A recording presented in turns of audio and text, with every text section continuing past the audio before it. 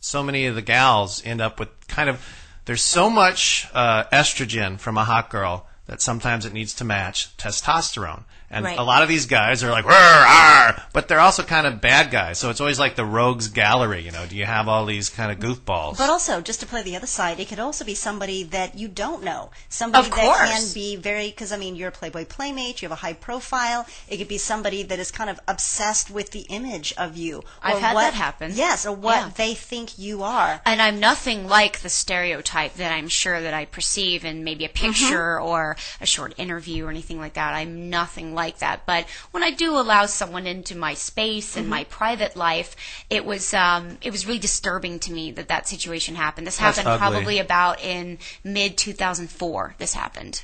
I'm sorry. Wow. Candace, you had a weird one, right? Where you went to some audition and it wasn't an audition. It was crazy. Some weirdo guy at a house or something? Yes, I had an audition once that was for a calendar, and I went to it, and it ended up being an older gentleman who I think just wanted to have pretty girls come to meet him in hopes of getting it. It just seemed really, really strange. And so I always tell people, especially young models, when they are just starting out, to go through your agent, your modeling agent will check everything out. I've had a girlfriend of mine, though, that you actually know who she is, too. She's a friend of ours.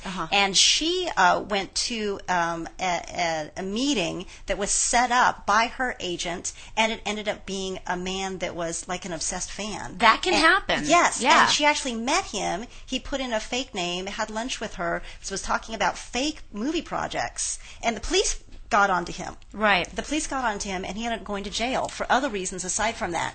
There's a great old George C. Scott movie called Hardcore.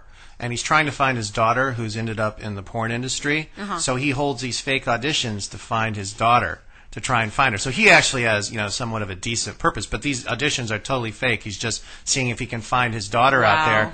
And that movie was written and directed by Paul Schrader. Watch this. I know Paul. I've worked with Paul. Why? Because you were on autofocus. Yes, I worked with Paul. And we know the writer. We know Mike Gerbosi. You know what's another movie that's kind of along those lines? Well, I mean, not exactly, but it has to do with models and safety. Captivity. Captivity. Who's in it? I've never heard of it before. Alicia Cuthbert. The real cute little blonde. Sure. Yeah. Yes. It's a film about, she's a very high-profile model, and it's about this guy that feels he needs to torture models because he thinks they're absolutely heartless. So he captures her by drugging her.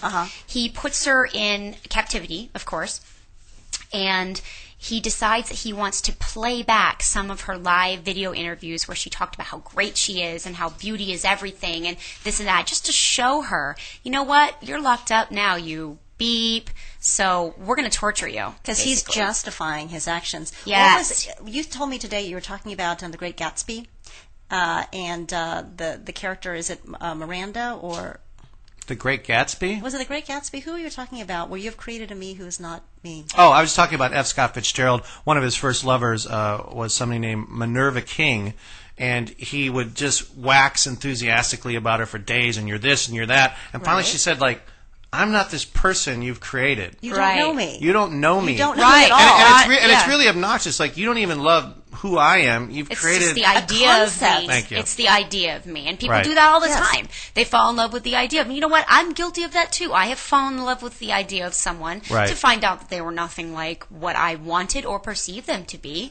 But I'm guilty. especially you as a playmate, you see these beautiful, I've seen your pictorials, beautiful images. Thank you. And I think that, people can take a look at these pictures and they can project onto these wait a minute. whatever they want. Here's Ladies and gentlemen, we have a caller coming in. I'm sorry, I'm going to grab this right now. Hello there, you are hooked up to Hottie Help. You are with Candace Kita and Katie Lohmann. Hi there. I've got a question for Katie and I guess for Candace too. Sure. Okay. Okay. I've just gotten into town. I'm gonna start doing some auditions, and Great. I'm kind of nervous about it because it just seems so weird and random when you're going to places you don't know where you're going, you don't know who's going to be there. Absolutely. Is there anything risky or dangerous about going to auditions?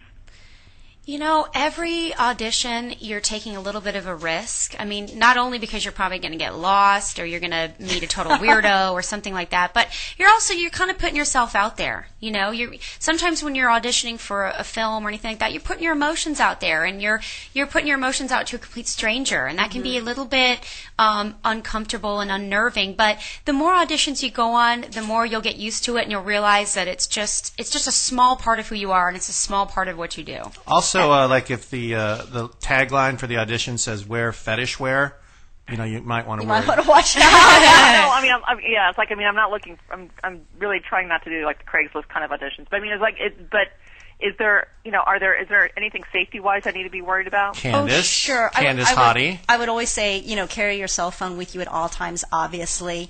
And I don't know about you, Kay, but I always am aware when I'm leaving my car and walking to the audition, because a lot of times, you know, the gals were dressed in beautiful outfits. Of course, yes. Outfits. So I always carry flip-flops, and I put a very large bag on my shoulder, put my heels in my bag, and I carry my flip-flops, and I wear something to cover myself up. Yeah. Because even just getting from the car to you will get hit on. You'll get bugged. Of course, yes. People Driving honking by and hey, honey, and yeah. I mean, it's just terrible. Today, when I got out of my car, the way I was dressed, 3 women hit on me just from here right to the. Wow, I believe it. Yeah. But I mean, but you have to be able to cover yourself up, and then as soon as you get inside the safety of your audition and the doors are closed and you're in the building, then put on your heels and make yourself glamorous in the bathroom and go to your audition, and then do the same thing when you're going back to your car.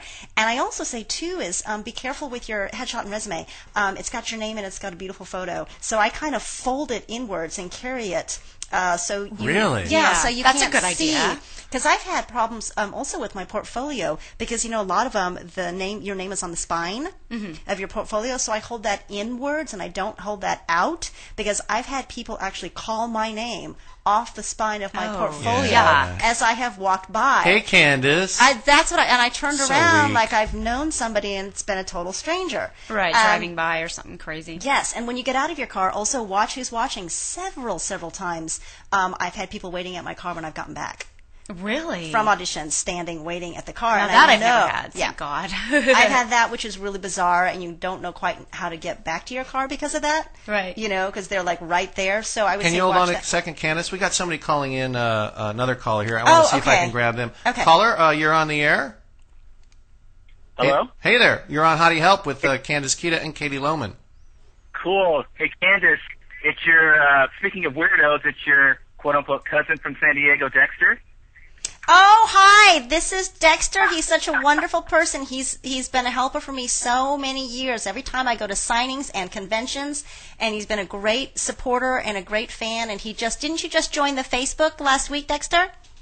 I've been to Facebook for a while. It's just I think you just recently discovered me because you have. But he joined. He Yeah, joined he Hottie, joined the Hottie group, Help. the Yeah, group Hottie Help. you joined the group. And how's your show going on Showtime, Dexter? How's that? Yeah, I was just thinking about that. I'm like, How's that serial He killer going hates for you? that. He told me he hates Dexter that. got really quiet. Dexter told me last time I saw him. It's like that. it's like in the movie Office Funny Space. way. Michael Bolton's like, I had this great name, and then suddenly, funny. then that ass clown comes along, Michael it's like, Bolton. you know, everybody. I was joking with Candace. You know, everybody used to love Raymond. Now everybody loves me.